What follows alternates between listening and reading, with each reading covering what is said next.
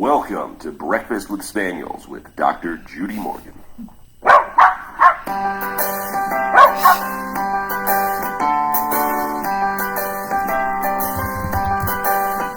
and it switched it back to supporters only.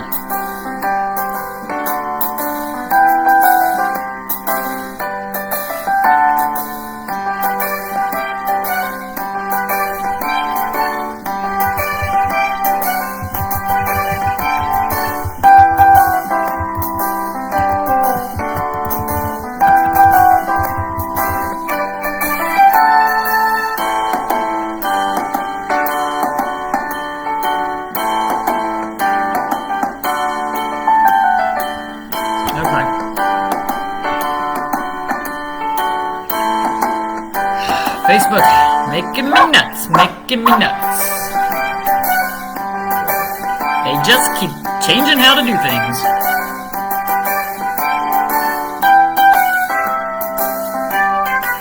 Yeah, our time is all over the place.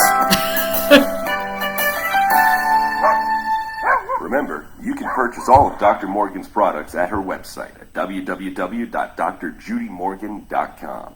Now it's time to sit back, relax, and enjoy the show. Okay, I think we're here.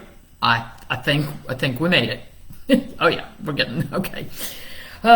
So craziness. Apparently, Facebook keeps changing how we log into things, and it automatically brings up that my videos are for supporters only. So I don't know why. I have no idea why.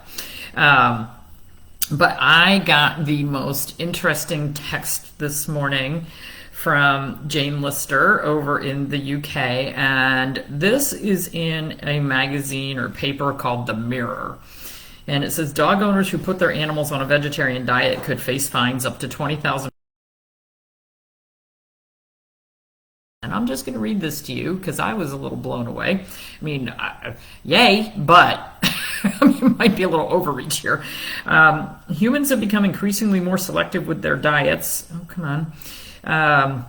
Often driven by the desire to reduce their carbon footprint and avoid eating animal products, but forcing our pets to do the same could have disastrous consequences. Dog owners who put their animals on a vegetarian diet could face fines up to 20,000 pounds and a jail sentence of 51 weeks. Humans have become increasingly more selective with their diets.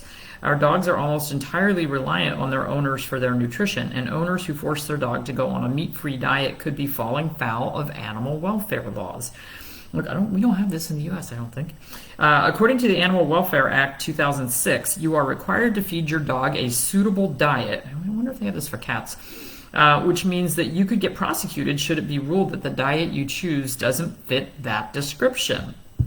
Interesting how they decide what fits the description. But the Blue Cross outlines all the pieces of legislation that apply to dog owners in Britain and shows that all pet owners have a legal duty to provide for their welfare needs. Under Section 9 of the Act, shoot, it just disappeared. It keeps leaving. All domestic animals have the right to live in a suitable environment, eat a suitable diet, exhibit normal behavior patterns, be housed with or apart from other animals, be protected from pain, suffering, injury, and disease.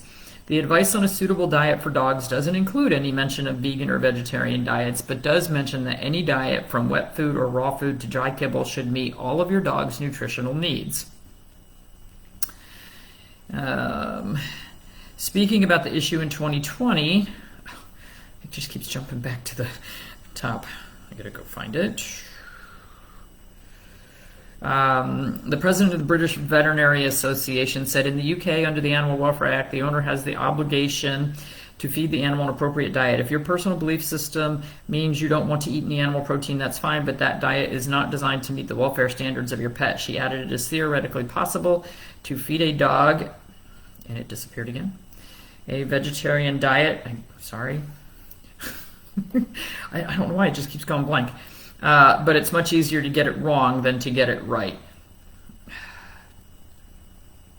I'll never get to the end of the article. It keeps disappearing. You would have to do it under the supervision of a veterinary trained nutritionist. Failure to feed your dog a suitable diet could therefore end up with a hefty fine, a potential court date, and in worst case scenarios, a prison sentence. Owners could also have their pets taken away from them or be banned from ever having pets again in the future. Now, what's interesting about this is they made this article about vegetarian diets, but let's face it, there's a lot, yeah, kibble should be included. There are a lot of bad diets out there, whether it's a poorly balanced homemade diet of chicken and rice, or raw hamburger thrown in the bowl. There are a lot of bad diets, not just vegetarian or vegan diets. And I mean, frankly, I think that they need to look at some of the stuff being made by large pet food companies. I don't think, I put together something the other day and I found a very popular dog food dry kibble ingredient list and used it. And frankly, the ingredients were soybean meal, corn gluten, meat byproducts was the only meat source in there. Frankly, that's almost a vegetarian diet because there's so little meat in there. Absolutely. And yes, it had here comes Domino. Had a whole bunch of vitamins and minerals added to it to make it nutritionally complete. But frankly, I think that this law could be applied to a lot more than just the vegetarian diets. And if they really wanted to enforce something like this, they would have to look a lot harder at what they're feeding. And so the problem is our pets don't have a choice as to what is put in their bowl. Very few of our pets are able to go out and hunt and gather like they might have in the wild. And interestingly, Hugh and I are watching our neighbor's cat. We named it Domino. It's a black and white cat. Is out hunting and gathering. She comes to our barn a couple times a day and hunts and gathers the really nice raw food that we put out for our barn cats.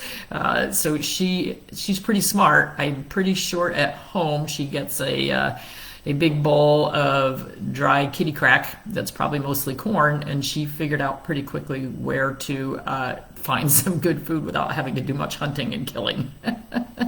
So, and yes, some people cannot afford to feed a raw diet or a home prepared diet, and you may end up having to feed kibble.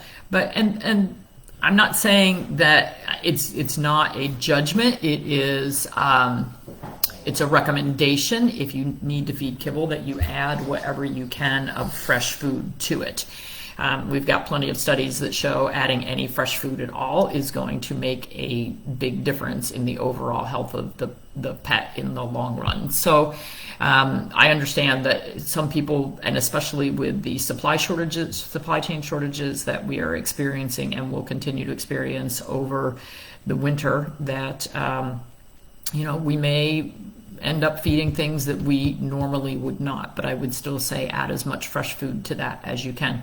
A vegetarian diet would be taurine deficient, and you would need to add taurine to it. I'm really against vegetarian diets for cats.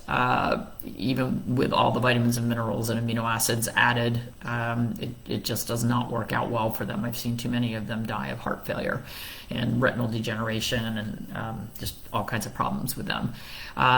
But as far as the dogs, yes, I have had clients use vegetarian diets for their dogs. I don't recommend it. I don't think that it is a way for them to really thrive.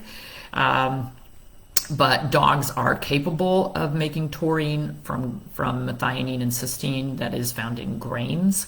And that's kind of how some of these pet food companies get away with that, because they're putting the grains in there. And that brings us back around to that whole argument about grain-free diets. But Melinda, on the Viva Raw, what I've been doing, our dogs are 15-ish pounds, and so I use 1 scoop of the, approximately 3/4 to 1 scoop of the raw vibrance, rehydrated, and mix that in with their meat portion.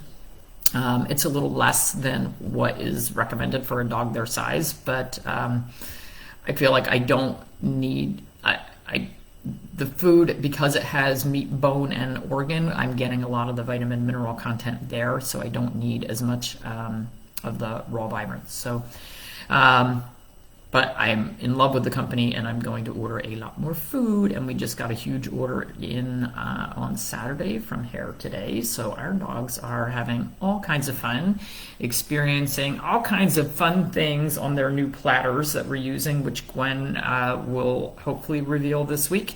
We have a new feeding method for the dogs that is really cool, and I'm really loving it. So, okay. You ordered raw vibrance and got sent Oracle.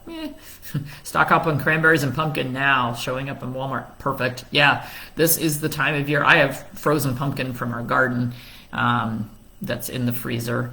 And yesterday I did an experiment. We had gone and picked blackberries and blueberries over the summer, and I froze a whole bunch. So yesterday I did a practice blueberry blackberry pie.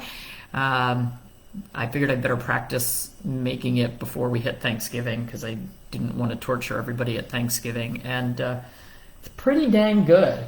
It was a little soupy, but man, did it taste good. So I can just thicken it a little more next time. But yum. So it's really, really great having a freezer packed with all that great stuff. Our dogs have been getting some blueberries in their meals, which they roll around a lot and play with. But they got some apples in their meal yesterday, which again, they play with it, but they end up eating it. So they had sardines. They've had fresh eggs. Yeah, we're having a lot more fun with food right now.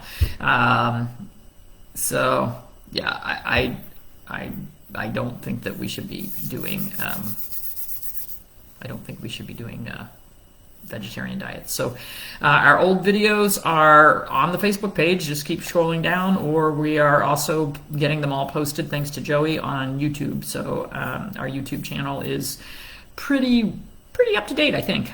Okay, gotta get going. I have a million things to do.